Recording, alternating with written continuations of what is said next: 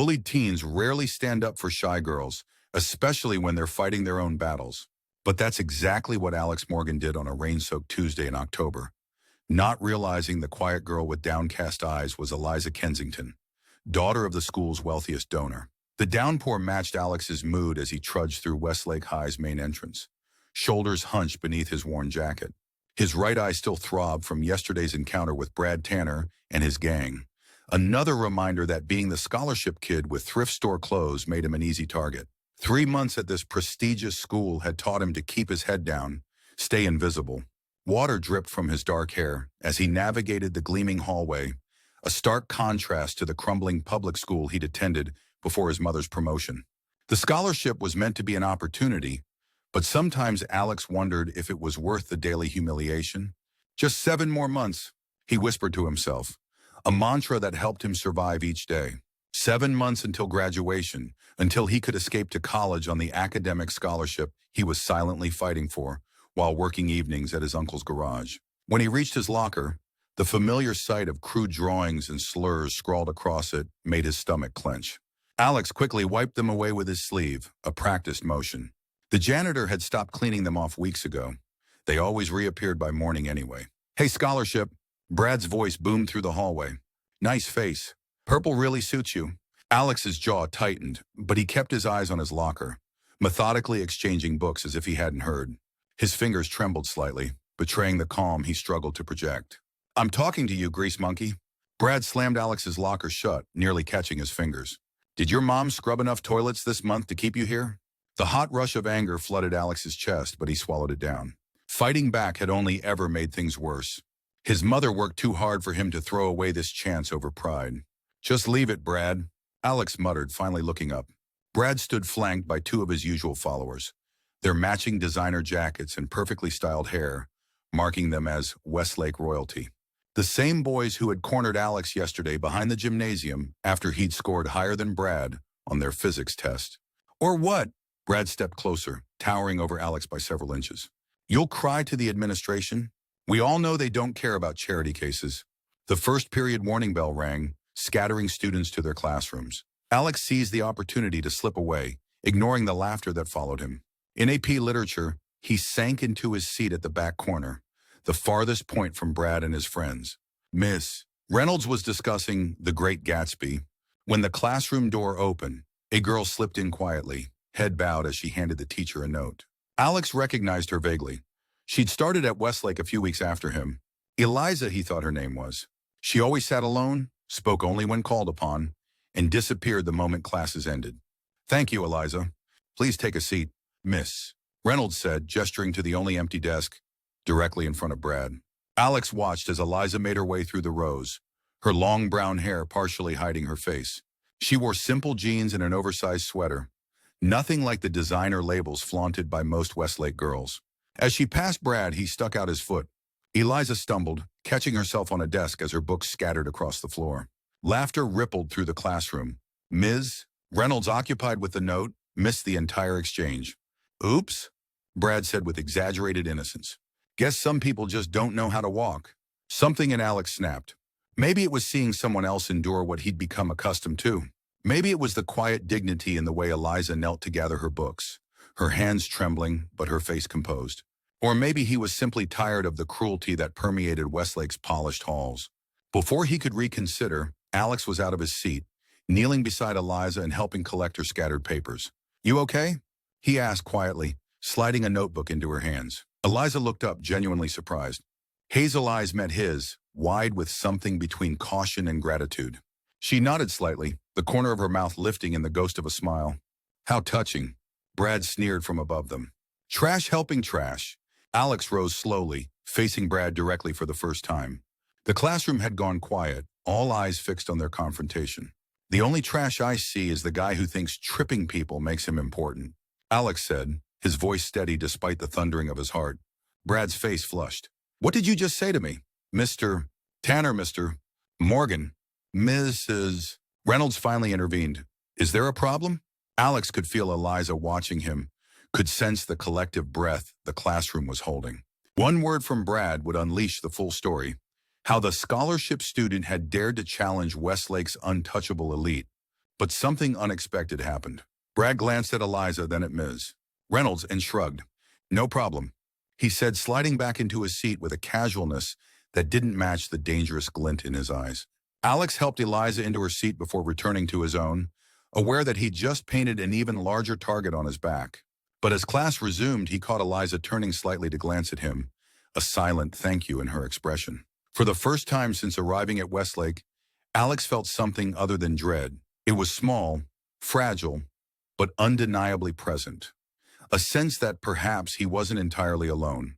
The feeling lasted exactly until lunch, when Brad and his friends cornered Alex in the empty stairwell leading to the library. "You embarrassed me," Brad said, shoving Alex against the wall hard enough to knock the breath from his lungs. "Nobody talks to me like that." Alex's back hit the concrete, pain shooting through his already bruised shoulders. "Leave me alone, Brad." "Or what?" Brad's fist connected with Alex's stomach, doubling him over. "You think because you're smart, you belong here? This isn't your world, scholarship." Alex gasped for breath, mind racing for a way out. 3 against 1, the odds weren't in his favor. As Brad drew back for another punch, a quiet voice cut through the stairwell. "Stop it." All 4 boys turned to see Eliza standing at the top of the stairs, clutching her books to her chest like a shield. Despite her obvious fear, she held her ground. Brad laughed. "Look who's found her voice. Run along, Mouse. This doesn't concern you." "I've already texted security," Eliza said, her voice stronger than Alex had ever heard it. "They're on their way." Brad hesitated, eyes narrowing as he assessed whether she was bluffing. Campus security took physical altercations seriously. It was one of the few offenses that could threaten even his protected status. "This isn't over," he hissed at Alex before nodding to his friends. They retreated up the stairs, shouldering roughly past Eliza. As their footsteps faded, Alex slumped against the wall, one arm wrapped around his midsection. "Did you really call security?" he asked when Eliza descended the stairs toward him. She shook her head, a hint of a smile touching her lips. "I don't even have my phone with me." Alex couldn't help it. He laughed despite the pain in his ribs. That was either really brave or really stupid. Probably both. Her smile grew slightly more confident as she extended a hand to help him up. "Thank you. For earlier, I mean." Her palm was warm against his as he accepted the assistance. "I should be thanking you. You just saved me from another black eye. We even then." Her voice held a tentative quality, as if she wasn't used to such exchanges. Alex nodded, struck by how her eyes seemed to change color in the stairwell light. Amber flecks amid green that he hadn't noticed before. "I'm Alex," he said, realizing they'd never been properly introduced. "Eliza." She hesitated, shifting her weight. "You're bleeding." Alex touched his lip, fingers coming away with a smear of red. "It's nothing." "Come on," she said after a moment's consideration. "I know somewhere you can clean up." She led him through a series of lesser-used hallways to a small courtyard tucked between the Science Building and the Arts Center. Few students knew about it.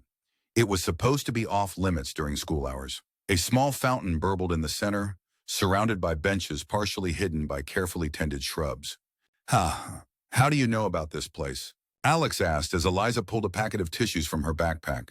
"I explore when everyone else is at lunch," she admitted, offering him the tissues. "It's easier than sitting alone in the cafeteria." Something in her tone resonated with Alex's own experience. "Yeah, I get that." They sat in comfortable silence as Alex dabbed at his lip. The isolated courtyard felt like another world, separated from Westlake's social hierarchy and unwritten rules. "Why did you help me?" Eliza finally asked. "This morning, I mean." "You don't even know me." Alex considered the question. "I guess I know what it's like, being the outsider. The scholarship student," she said, not as a question but as understanding. "That obvious, huh?" "No," she replied quickly. "I just notice things. People talk and I listen." "Huh. What do they say about you?" Alex ventured, curious about this quiet girl who seemed as isolated as he was, but for reasons he couldn't discern. Eliza stiffened slightly. "Not much. I try to stay invisible." "Seems we have the same strategy." Alex leaned back, studying the sky through the gaps in the courtyard's decorative trellis. "Not working great for either of us." A small laugh escaped her, a genuine sound that transformed her face. "Maybe we need a new strategy." The warning bell rang, signaling 5 minutes until the next period. Eliza stood, gathering her things with practiced efficiency. "We should go different ways," she said. "If Brad sees us together..." "Right." Alex nodded, understanding the unspoken concern. Brad would only be more vicious if he thought Alex had found an ally. Thanks for the rescue. As Eliza turned to leave, she paused. Same time tomorrow? Here, I mean. The invitation caught Alex off guard. Yeah, he found himself saying. I'd like that. She nodded once, a quick decisive movement, and disappeared through the courtyard exit. Alex waited a full minute before following, oddly buoyant despite his throbbing ribs and split lip.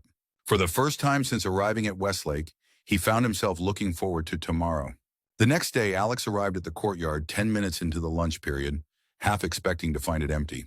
But Eliza was already there, sitting cross-legged on one of the benches with a book open in her lap. She looked up when he entered, that same ghost of a smile appearing. You came, she said simply. Said I would, didn't I? Alex settled on the bench opposite her, unwrapping the sandwich his mother had packed that morning. People say a lot of things. Eliza marked her place in her book. He noticed it was The Great Gatsby, the same novel they were studying in literature. What do you think of it? He asked, nodding toward the book. It's sad, she replied after a moment. All these people with everything they could want, and none of them are happy. Alex considered this. My mom would say money just amplifies who you already are. Your mom sounds smart. She is. Works as a hospital administrator now, but she started as a janitor. Put herself through school at night. Pride warmed Alex's voice. That's why this scholarship matters so much. I can't mess it up. Is that why you don't fight back? Against Brad? The question was direct, but her tone held no judgment. Alex took a bite of his sandwich, buying time to consider his answer. Partly, he admitted, but also, fighting just makes more fighting. My dad, he stopped, surprised at himself for nearly sharing something he rarely discussed. What about your dad? Eliza prompted gently. Alex stared at the fountain, watching water cascade in endless cycles. He had a temper. Thought every problem could be solved with his fists. He's been gone 6 years now. I'm sorry. Don't be. We're better off. Alex shrugged, uncomfortable with the sympathy in her eyes. What about your parents? Eliza's expression changed subtly, a shuddering. My mom died when I was 10. My dad works a lot.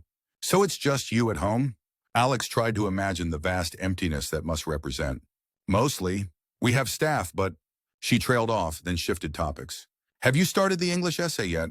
Alex recognized the deflection but respected it. They spent the rest of lunch discussing literature, discovering a shared appreciation for stories that examined the human condition. It was the most normal Alex had felt since arriving at Westlake.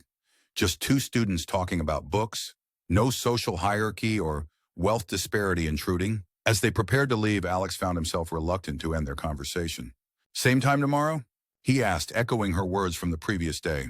The smile that bloomed across Eliza's face was worth the risk of being seen together. I'll be here. Days turned into weeks. The secluded courtyard became their sanctuary, a place where they could shed the personas they wore throughout the school day. Alex learned that Eliza was fiercely intelligent, with a dry wit that emerged only when she felt comfortable. She discovered his passion for mechanical engineering and the hours he spent at his uncle's garage learning to rebuild engines. Brad's harassment continued, but something had shifted in Alex.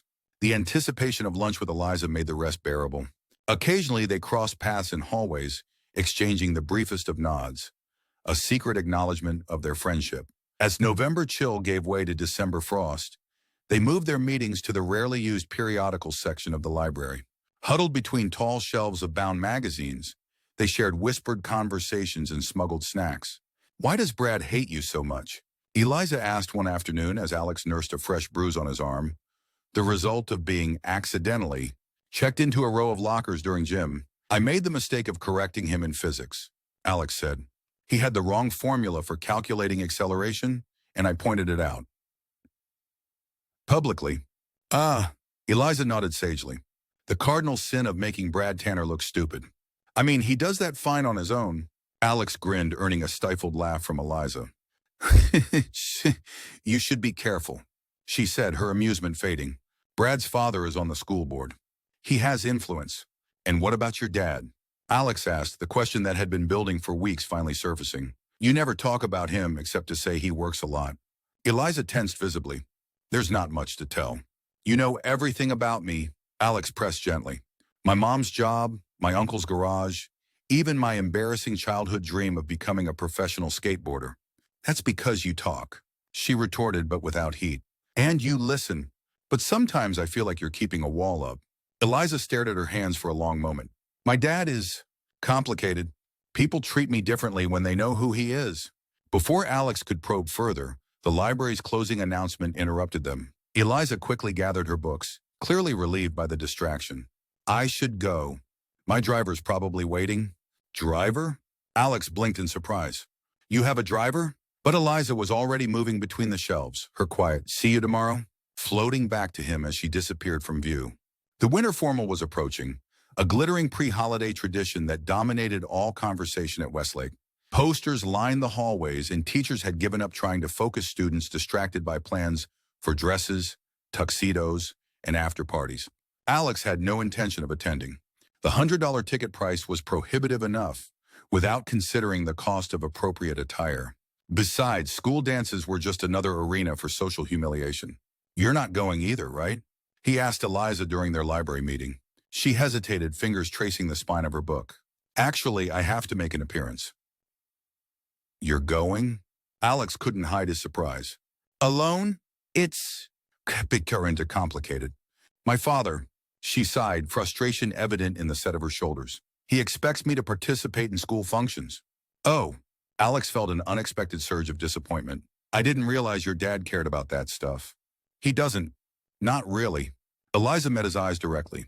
You could come too, you know. Alex snorted. Right. Me at the winter formal. That would go over well. Why not? She challenged softly. You belong here as much as anyone.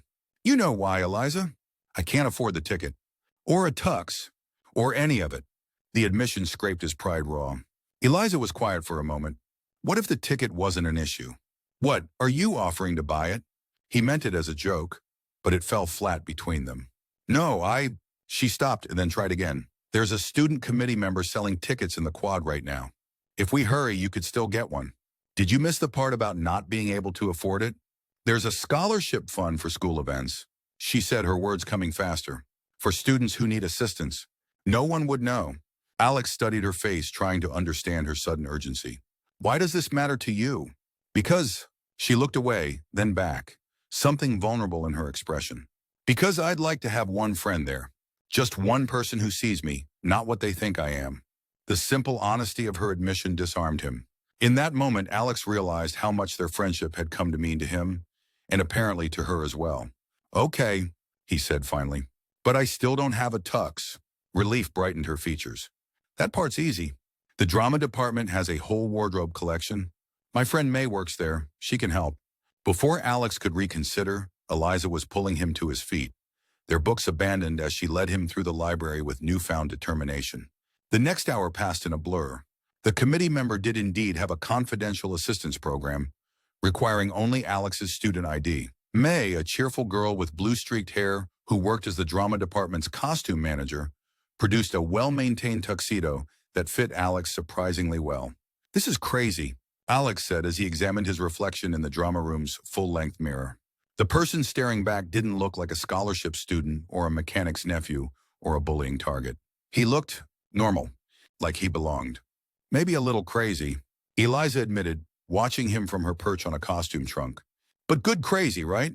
For the first time since their friendship began, Alex noticed how Eliza seemed to brighten in his presence, how her quiet demeanor gave way to a more animated version of herself when they were alone. Good crazy, he agreed, adjusting the tuxedo jacket. But now I need to tell my mom I'm suddenly going to a dance I said I wouldn't attend, wearing clothes I didn't pay for. Tell her the truth, Eliza suggested, that a friend really wanted you to be there. Friend? The word felt simultaneously right and insufficient. Over the past weeks, Eliza had become his confidant, his ally in navigating Westlake's treacherous social waters. But lately, Alex had found himself noticing things he'd initially overlooked. The way sunlight caught the auburn highlights in her hair, how her rare full smiles transformed her entire face, the electricity of their fingers accidentally touching when both reached for the same book. Alex? Eliza's voice pulled him from his thoughts. You okay with this? Yeah, he said, meeting her gaze in the mirror. I'm okay with it. The night of the winter formal arrived with a dusting of early snow that transformed Westlake's campus into a postcard-perfect scene. Alex's mother had been surprisingly supportive, even advancing him money from his next paycheck at the garage to cover incidental expenses. She'd driven him to school herself, brushing lint from his shoulders with misty eyes. "You look so much like your father when he was young," she'd said. The good parts of him. Now standing in the transformed gymnasium, Alex tugged at his bow tie and scanned the growing crowd for Eliza. They'd agreed to meet inside rather than arrive together, a concession to the reality that their friendship remained largely secret. The gym had been decorated to resemble a winter wonderland, with twinkling lights, artificial snow, and crystalline structures that caught and refracted the subdued lighting. A professional photographer had set up in one corner, capturing posed couples against a backdrop of stylized snowflakes. Alex felt distinctly out of place. Students he recognized from classes milled about in expensive formal wear. The girls in designer gowns, the boys in custom tuxedos that made his borrowed outfit seem shabby by comparison. Brad and his group had claimed a prime spot near the dance floor, holding court amid a cluster of admirers. Alex kept to the periphery, grateful that the dim lighting provided some anonymity. 30 minutes passed with no sign of Eliza. Alex checked his phone repeatedly, but they'd never exchanged numbers, a peculiar oversight in their friendship that now seemed significant. Doubt began to creep in. Had she changed her mind? Was this whole thing an elaborate joke? Looking for someone? Alex turned to find Ms. Reynolds, his literature teacher, smiling at him. She wore a formal dress in deep burgundy, her usual classroom severity softened by the occasion. "Kind of," Alex admitted. "I was supposed to meet a friend. I'm glad you decided to attend, Alex. It's important to participate in the school community." Alex nodded politely, uncertain how to respond. Ms. Reynolds had always been fair to him, but he'd never shared his experiences with the school community that had rejected him from day one. "You know," she continued, "your essay on Gatsby was exceptional. Your analysis of the illusion of the American dream showed remarkable insight."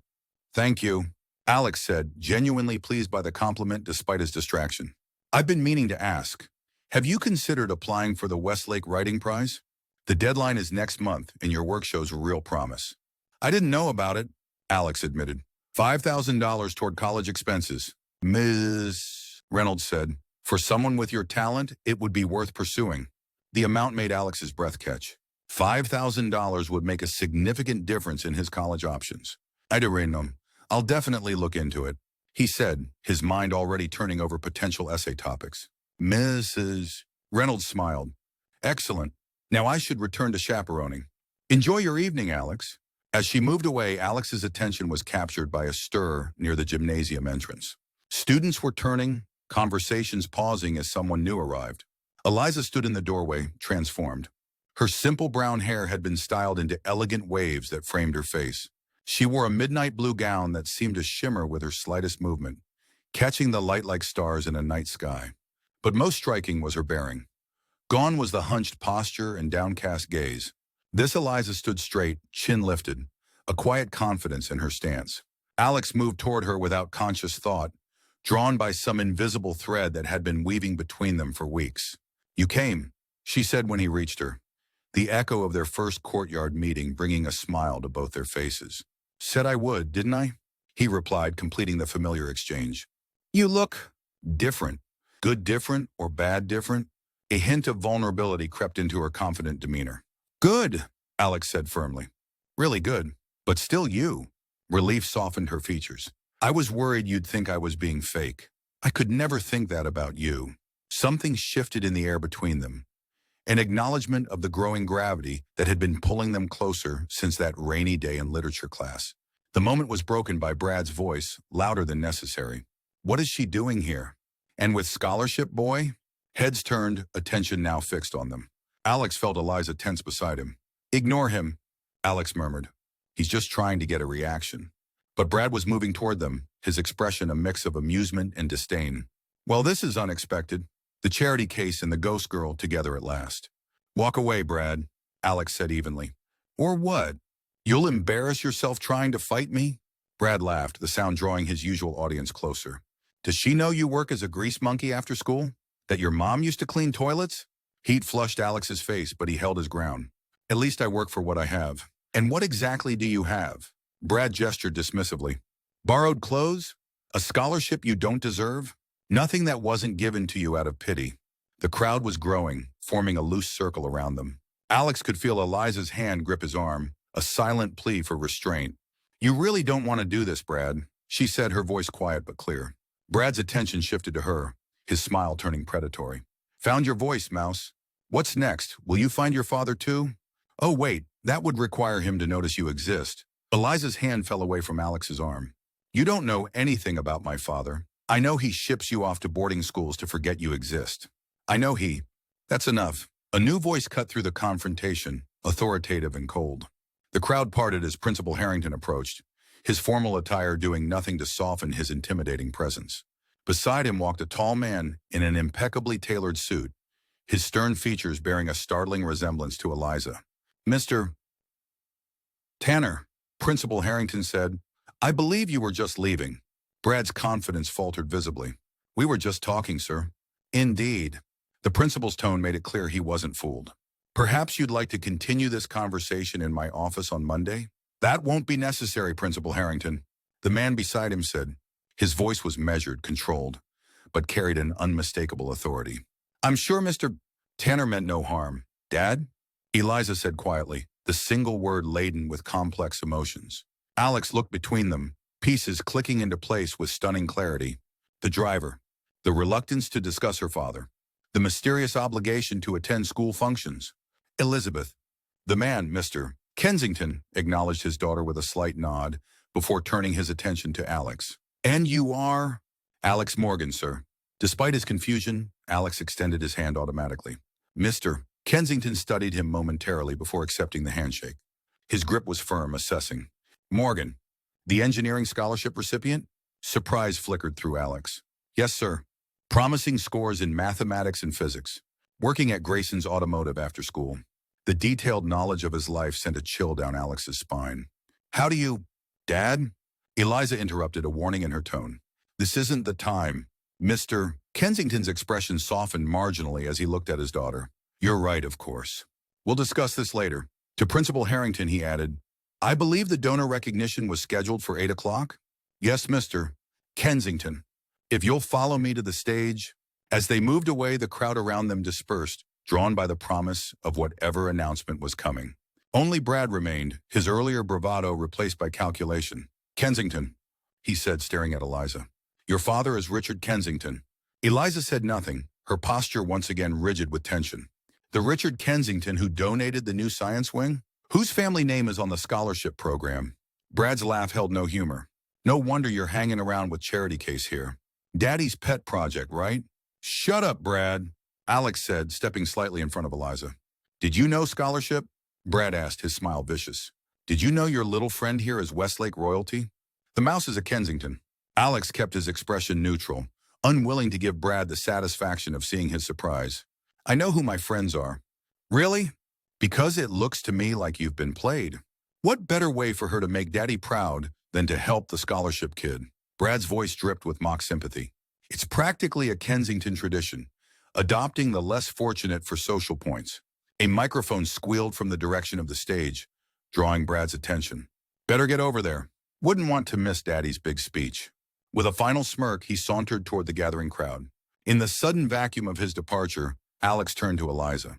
Her face was carefully blank, eyes fixed on some middle distance. Eliza, he began, uncertain what question to ask first. Elizabeth, she corrected quietly. My real name is Elizabeth Kensington. Why didn't you tell me? Her eyes finally met his, filled with something like resignation. Would it have made a difference? Before Alex could answer, the microphone crackled again, and Principal Harrington's voice filled the gymnasium. If I could have your attention, please. It is my great pleasure to welcome our most distinguished guest this evening, Mr. Richard Kensington, whose continued support has transformed Westlake Academy. Polite applause rippled through the crowd as Mr. Kensington took the microphone. Alex watched Eliza, Elizabeth, whose attention was now fixed on her father. Thank you, Principal Harrington. As many of you know, education has always been a core value of the Kensington family. My father established the Kensington Scholarship Program 30 years ago to ensure that exceptional students, regardless of their financial circumstances, could benefit from Westlake's outstanding curriculum. Alex felt as if the floor beneath him had shifted. The Kensington Scholarship Program, his scholarship. This year, Mr. Kensington continued, I'm pleased to announce an expansion of that commitment. The Kensington Foundation will be doubling the number of full scholarships available next year and establishing a new technology center to support our STEM curriculum. More applause, louder this time. On stage, Mr. Kensington smiled with practiced charm, every inch the benevolent patron. I would be remiss if I didn't acknowledge that my dedication to Westlake is also personal. My daughter Elizabeth is continuing our family's connection to this fine institution. A spotlight swung through the crowd, finding Eliza with unerring precision. She flinched under its glare, her composed facade cracking. Alex could see her hands trembling. Elizabeth, her father called, "Would you join me?" For a moment, Alex thought she might refuse. Then, with visible effort, she straightened her shoulders and moved toward the stage. The crowd parted for her, whispers following in her wake. Alex watched as she ascended the steps, her midnight blue gown shimmering under the lights. My daughter has always understood the importance of giving back, Mr. Kensington said as she reached his side. In fact, she personally reviews scholarship applications, bringing deserving candidates to my attention. The revelation struck Alex like a physical blow. She had reviewed his application. She had known exactly who he was from the beginning. Their entire friendship, was it even real, or had he been, as Brad suggested, just another Kensington charity project? The rest of the speech faded into background noise as Alex struggled to reconcile what he knew of Eliza. Her quiet compassion, her genuine interest in his life, their conversations that had nothing to do with wealth or status, with this new information. When the announcement ended and the music resumed, Alex found himself moving toward the exit. He needed air, needed space to think. The borrowed tuxedo suddenly felt like a costume, a reminder that he was playing a part in someone else's story. Alex, he was almost at the door when her voice reached him. Turning, he found Eliza, Elizabeth, making her way through the crowd, ignoring the stares and whispers that followed her. "You're leaving?" she asked when she reached him, slightly breathless. "I need some time to process all of this." He gestured vaguely toward the stage where her father still stood in conversation with school officials. "I can explain," she said, eyes pleading. "Not here. Can we go somewhere?" Part of Alex wanted to walk away, to protect himself from what felt dangerously like betrayal. But another part, the part that had come to know the girl behind the quiet facade, couldn't deny her the chance to explain. "The courtyard," he said finally. They slipped out of the gymnasium and through the empty hallways, the sounds of the dance fading behind them. The December night was cold, their breath forming white clouds in the air as they entered the small courtyard that had become their sanctuary. Snow dusted the benches and collected in the silent fountain, transforming the familiar space into something ethereal. Eliza rubbed her bare arms, her formal gown offering little protection against the winter chill. Without thinking, Alex removed his jacket and draped it over her shoulders. "Thank you," she said softly, pulling it close around her. "Did you know who I was?" Alex asked, cutting directly to the heart of his confusion. "Oh, huh. From the beginning, I mean." She hesitated, then nodded. "Yes, I recognized your name from the scholarship committee. So that day in literature when Brad tripped you, I didn't plan that," she said quickly. "I never expected you to help me. No one ever had before." Alex tried to reconcile her words with his suspicions. "But you knew everything about me. My job at the garage, my grades. Your father even knew." "The scholarship applications include that information," she admitted. "Academic records, financial statements, employment history. My father insists I learn about the business side of the foundation. Understanding the investment, he calls it. Is that what I am? An investment?" The question came out harsher than he intended. "No." Eliza stepped closer, her eyes fierce in the dim courtyard lighting. "That's what my father sees. Numbers on a spreadsheet, statistics for the annual report. But I see people, stories, dreams. And what did you see when you looked at my application?" She was quiet for a moment, snowflakes settling in her hair like a delicate crown. "I saw someone who worked twice as hard as everyone else. Someone who helped support his mother while maintaining perfect grades. Someone who deserved a chance. And afterward, when we became whatever we are, was that real or was I just your good deed for the year?" It was real. The simple declaration hung between them, filled with all the certainty her voice could hold. Every conversation, every laugh, every moment in this courtyard, it was real, Alex. "Then why hide who you were? Why the secrecy, the half-truths?" "Because I wanted you to see me, not the Kensington name." Her voice faltered. "Everyone at this school either avoids me because they think I'll report back to my father, or they try to use me to get to him. You were the first person who just saw me. Eliza, not Elizabeth. Alex murmured, understanding dawning. Exactly. A small sad smile played at her lips. I've been at 6 different schools in 4 years. My father moves me whenever he thinks I'm getting too comfortable, not challenging myself enough. Westlake is just the latest stop. Is that why you kept to yourself? Because you knew you'd be leaving. She nodded. That inexperience. The Kensington name comes with expectations, judgments. Like what Brad said about your father shipping you off to forget you exist. Pain flashed across her features. My father loves me in his way. He's just not good at showing it. Not since my mom died. The pieces were coming together, forming a picture of a life very different from what Alex had imagined, yet familiar in its loneliness. I'm sorry I didn't tell you the truth, Eliza continued. I was afraid it would change things between us, that you'd see me differently. I do see you differently, Alex admitted, but not how you think. She looked up, uncertainty in her expression. I see someone who's been just as alone as I have, but for completely different reasons. Alex stepped closer. I see someone who had every reason to be selfish and entitled, but instead chooses to be kind and thoughtful. I'm still the same person you met in that courtyard, Eliza said softly. I know. The realization settled over him with absolute certainty. That's why I can't be mad at you, even though part of me wants to be. Snow continued to fall around them, insulating their courtyard from the world outside. In the distance, muffled music from the dance provided a soundtrack to the moment. So what happens now? Eliza asked, her voice barely above a whisper. Now, Alex said, a smile beginning to form, I think the scholarship student should ask the daughter of the wealthiest donor to dance. Surprise and delight bloomed across her face. There's no music out here. Sure there is. Alex held out his hand. If you listen carefully. Eliza stepped into his arms, her head resting against his shoulder as they began to sway to the faint melodies drifting across the snowy campus. Her warmth against him felt right, as if they had been moving toward this moment since that first day in literature class. For the record, Alex murmured against her hair, I would have stood up for you even if I'd known you were Elizabeth Kensington. She pulled back slightly to look at him, snowflakes catching on her eyelashes. Why? Because you look like you needed someone on your side. Same reason you came to that stairwell for me, I think. The truth of it resonated between them. Two people who had recognized something in each other, not wealth or status or scholarship potential, but a shared understanding of what it meant to stand alone. My father will be looking for me, Eliza said eventually, though she made no move to leave their impromptu dance. Will you be in trouble? Probably. He doesn't approve of distractions. A hint of defiance colored her tone. Am I a distraction, Elizabeth Kensington? Alex asked, allowing himself to use her full name for the first time. Her smile turned mischievous. The very best kind. When they finally returned to the gymnasium, the dance was winding down.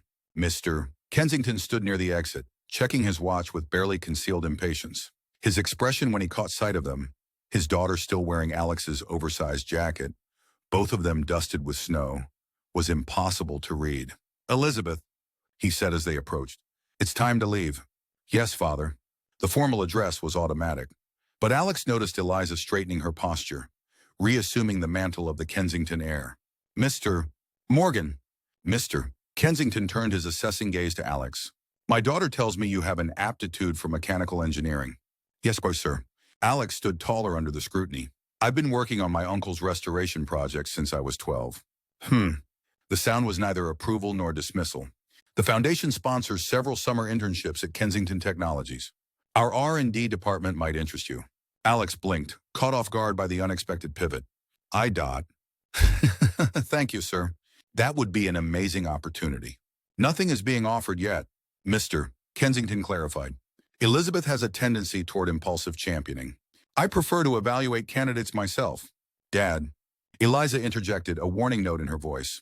However, her father continued as if she hadn't spoken. Your academic record is impressive. Submit a formal application in the spring. We'll see. With that cryptic statement, he gestured toward the exit. The car is waiting, Elizabeth. She turned to Alex, slipping his jacket from her shoulders and returning it with a touch that lingered longer than necessary. Thank you, she said, the simple phrase carrying multiple meanings. See you Monday? Alex asked, suddenly unwilling to wait until then to see her again. The smile she gave him was the full, unguarded one he'd come to treasure. Same place, same time. As she walked away with her father, Alex noticed Brad watching from across the gymnasium, his expression thunderous. Whatever consequences would come from tonight's revelations, Alex knew they would face them together. The scholarship student and the donor's daughter, who had found in each other something neither had expected: belonging. Winter gave way to spring, and with it came changes to Westlake's carefully maintained social order. Alex and Eliza no longer hid their friendship, choosing instead to weather the initial storm of gossip and speculation together. Brad's attempts at retaliation were swiftly curtailed when Ms. Reynolds caught him vandalizing Alex's locker and enforced Westlake's zero-tolerance policy with surprising rigor. Gradually, other students began to see beyond the labels of scholarship student and Kensington heir. Eliza's quiet intelligence attracted a small circle of genuine friends, while Alex's mechanical knowledge earned grudging respect from classmates who suddenly needed help with their expensive cars. Their courtyard remained a sanctuary, but it was no longer their only refuge. They studied together in the library, partnered on class projects, and occasionally joined others for weekend activities. Normal teenage experiences that had once seemed impossible. On a warm April afternoon, they sat in their courtyard, planning for futures that once seemed predetermined, but now held possibilities neither had imagined. "I got accepted to MIT," Alex announced, still slightly dazed by the morning's email. "Full scholarship." "Alex!" Eliza threw her arms around him in an impulsive hug. "That's incredible. I couldn't have done it without your help on the application essays," he said, returning her embrace. "Or the recommendation from your father's R&D director after that internship interview." She pulled back, her expression serious. "You did it because you're brilliant and hardworking. The recommendations just confirmed what they could already see. What about you? Any decisions on colleges?" A smile spread across her face. "I chose Boston University. Their international relations program is exactly what I want." "Boston," Alex repeated, the significance hitting him. "That's 10 minutes from MIT, she finished, her eyes dancing with happiness. "I told my father I needed to make my own choice this time." Surprisingly, he agreed. "So we'll be near each other," Alex said, unable to keep the wonder from his voice. A year ago, he'd been just trying to survive until graduation. Now he was heading to his dream school with Eliza. No, Elizabeth Kensington, who had somehow become the most important person in his life. Close by. "More than near," she said, taking his hand. "Whatever happens, we're in this together." The scholarship student and the donor's daughter. Who would have thought? Alex squeezed her hand, marveling at how a simple act of standing up for a shy girl had changed the course of both their lives. As the afternoon light filtered through the courtyard trellis, casting dappled shadows across their joined hands, Alex thought about those first difficult months at Westlake. The isolation, the bullying, the desperate loneliness that had seemed inescapable. One choice, to help someone who seemed even more vulnerable than himself, had created a ripple effect that transformed everything. Not because Eliza was a Kensington, but because she was herself. Kind, thoughtful, and brave in her own quiet way. Sometimes the greatest acts of courage weren't about fighting back against bullies, but about reaching out to another person across invisible barriers. Sometimes standing up for someone else meant also standing up for yourself. And sometimes the connections we form when we're most vulnerable become the foundations upon which we build our futures. Unexpected, unplanned, and infinitely more valuable than we could have imagined.